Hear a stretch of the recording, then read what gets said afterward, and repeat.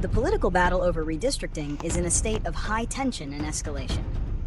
Following calls from the president, Republican-controlled state legislatures, particularly in Texas, are pushing for mid-decade congressional redistricting to gain an advantage ahead of the 2026 midterm elections. The Texas plan, in particular, aims to create up to 5 new Republican-leaning districts, which could significantly impact the balance of power in the U.S. House of Representatives.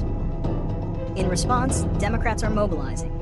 Nationwide protests have been organized, and Democratic leaders in states like California and New York are threatening to retaliate with their own partisan map redraws. This new development, where Democrats are explicitly using the same aggressive tactics, marks a significant shift from previous cycles. While the U.S. Supreme Court has been hesitant to rule on partisan gerrymandering, leaving it largely up to the states, litigation and legal challenges are expected to continue in both state and federal courts. The situation has created a mutually assured gerrymandering dynamic, where both parties are engaging in a high-stakes conflict that could have a profound effect on American elections for years to come. Politicians engage in gerrymandering, or partisan redistricting, primarily to gain and maintain political power. By redrawing district lines, a party can create safe seats that virtually guarantee their candidates will win, regardless of the overall statewide vote. This is achieved through 2 main strategies: packing and cracking. Packing involves concentrating a large number of opposition voters into a few districts, wasting their votes on landslide victories for their candidates in those limited areas.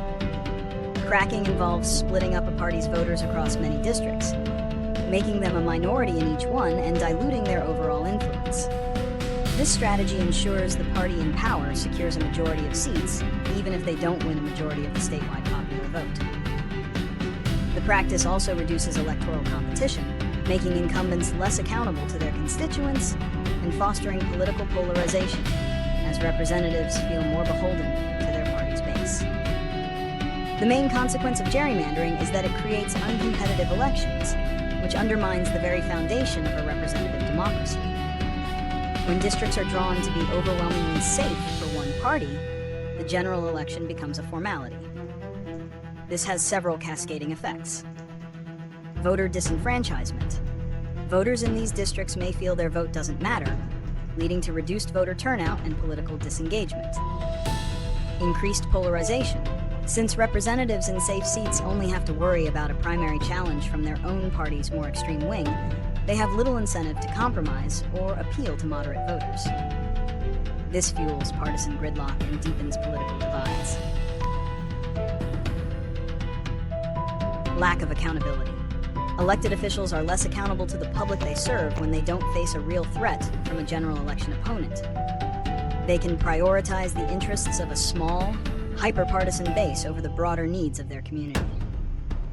Unfair representation. Gerrymandering can lead to a state's legislative delegation not reflecting the overall vote of the state's population. For example, a party could win a minority of the statewide vote, but secure a majority of the seats. Here are some proposed solutions to combat gerrymandering. Independent redistricting commissions.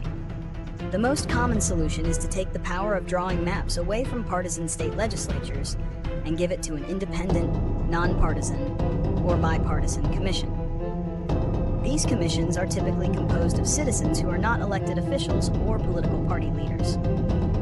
States like California and Arizona have adopted this model, which has led to more competitive districts and better reflection of the state's electorate. Computer-drawn maps. Another option is to use algorithms and computer programs to draw districts based on objective criteria, such as population equality, contiguity, and compactness, without considering political data.